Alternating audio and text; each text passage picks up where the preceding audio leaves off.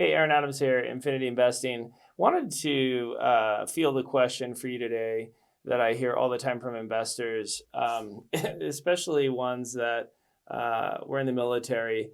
Is when I was stationed in X, Y, and Z, I bought a house. When I was transferred, I kept it as a rental. I now have 3 rentals that all started as homes for me in 3 different areas. It's a really interesting question because I meet a lot of people whose first rental property was the first home they purchased. They either outgrew it or moved and just decided to keep it in place and rent it. And so people are always asking me, was that a good decision? Should I just keep it? What do you think? And so I wanted to take a few minutes today and use that question as an opportunity to educate you on a couple of things about rental properties that you as an investor need to be thinking about so that you can make the best financial decision.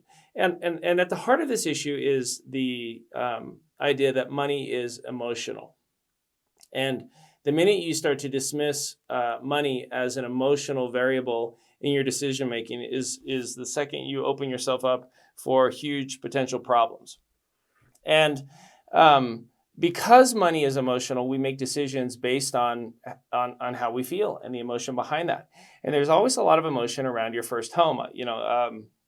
I sold our first home and used it to buy my first real estate investment. So my wife and I had purchased in 2000 or like 99 a house near Temecula, California, and it was your very typical first-time home. It was 1,300 square feet, 3-bedroom, 2-bath, 2-car garage on a little tiny California lot. There was 2 palm trees, and I was mowing the lawn on Saturdays, teaching high school. We didn't even have enough money to recarpet it when we bought it, so we kept the previous owner's carpet in place and lived there for about a year. I wish I still owned that property, because that was my very first real estate deal. It wasn't an investment, it was a liability, but it was my first property that I ever bought. Now, we sold that house in under a year and moved into a duplex. And those of you that have heard me speak know that I talk about that first property, because that property I sold and made $50,000 on 6 months later. But I still think about that first home that we bought for $159,000. It's probably worth $400,000 or $500,000 22 years later. And so as you, and I don't care about that deal, it's just an emotional, that was my first property. And I've bought 10,000 properties since. And so I always think about that. So under this topic, there's some pointers that I want to break down for you that I think are relevant and that I think should factor in. And the first kind of area that you need to be thinking about is cap rate. And the easiest way to explain this is the following. Let's say that you currently own your first home as a rental property. And I had an investor recently say to me, she was from the Bay Area. She said, Aaron, I have a condo and I bought it for $700,000 in the Bay Area. It's now worth $1 million. And should I keep it as a rental? And I said, okay, well, if you rent it, how much could you get a month for it as rent? She said $2,000. I said, okay. So let me just break it down for you really simple. If you keep that California property, you can get $2,000 a month for it. If you sell it and put $1 million with me, I can get you $600 a month for every $100,000. So I can get you $6,000 a month in rental properties diversified across Charlotte, Kansas City, Indianapolis. So I can get you triple the rents for the same money. And she's like, oh, well then, it's a no-brainer. And fundamental to that is this idea of cap rate. Now, cap rate stands for capitalization. And capitalization just means if I bought a property cash, let's say you own that property in San Francisco cash for $700,000, and now it's worth $1 million. So basically now you have $1 million cash. If you were to take that money and leave it in California, you're only going to make $2,000 a month. Now that's gross. You have property taxes, you have insurance, maybe you have management. Usually those expenses run 25 to 35% of the gross rent. So let's say at 25%, I can do that math in my head. 25% of 2,000 is $500 a month. So in that case, she's netting about $1,500. If she were to sell that condo in California and reinvest the $1 million into properties with Infinity, with our operation, then 6,000 gross, 25% of 6,000 would be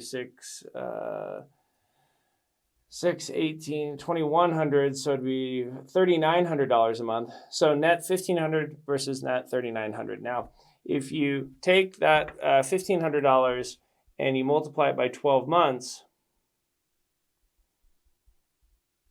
so on the California property, she'd be netting $18,000 a year, divided by the $700,000 that she bought cash for. She's only making 2.8% a year on her money. Whereas if she sells the condo, gets $1 million, and is bringing in $3,900 a month, $3,900 a month times 12 months is $46,800 divided by $1 million. That's 5% a year on their money, just from the cash flow. That has nothing to do with the tax benefits, the appreciation, or the existing equity.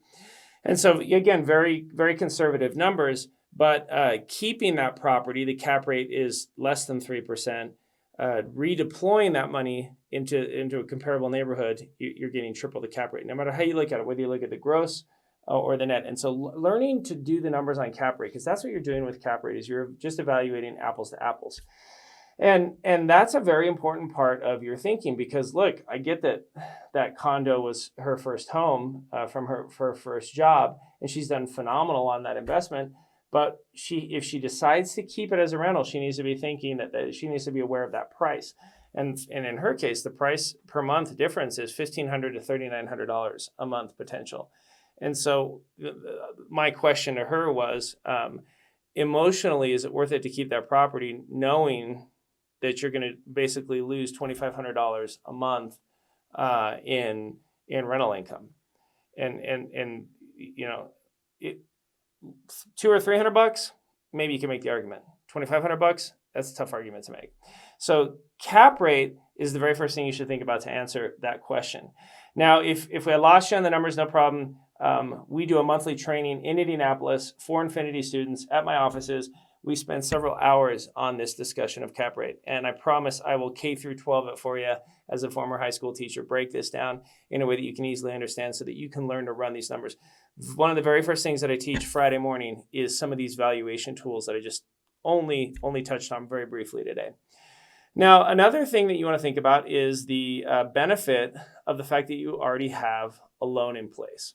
And I meet people who, what if you bought that first house and you bought it with your spouse or significant other, and you guys are now divorced?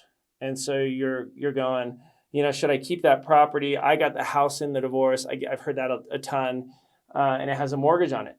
What if you're in a situation where either you're not working or your credit's dropped, something very common that I see in divorce, and you couldn't get that loan?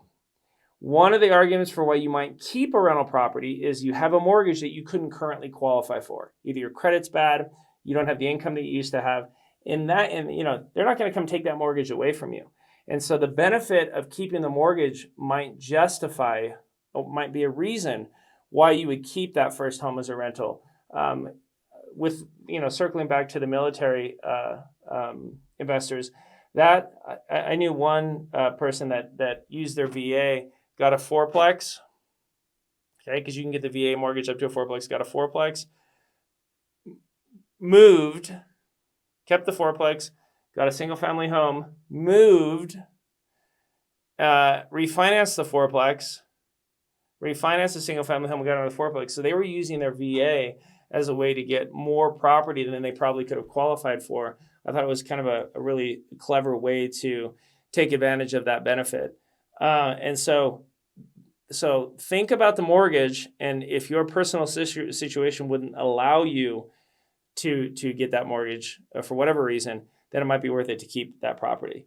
Now, the psychological and emotional is one that we've touched on. And, like I always say, the deals that I regret the most are the ones that I've sold. And that alone might be a reason for keeping it. I have one of my worst investments is the house that my dad was born in Indianapolis, and that my family's owned since like 1949. I let one of my uncles live there for free, and so I have negative cash flow, and then I got to pay the taxes and the insurance and the repairs. But psychologically, emotionally, that's one of my favorite properties because I've been able to keep the family house in the family and keep family living in the house. And so that psychological, emotional element, we've mentioned it a couple of times. Is something that you should think about.